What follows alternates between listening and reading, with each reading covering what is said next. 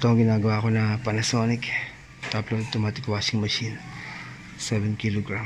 So yung problema niya, wala siyang power. So, yan, nakalaksak siya. Yan. Pag pinindot yung power niya, yan, hanggang wala. At lumubog na rin dahil kakapindot nga. Ibig sabihin talagang nagloloko na dati yung pindutan niya. Yan, so talagang wala na.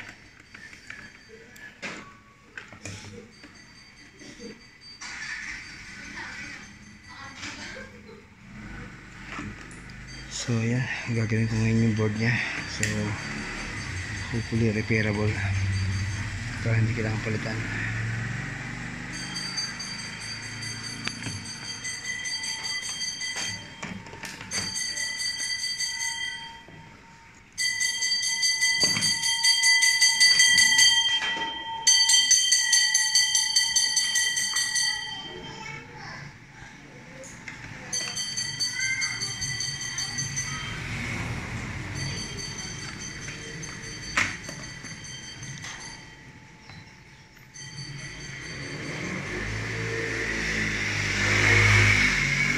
So, yan gagawin ko na.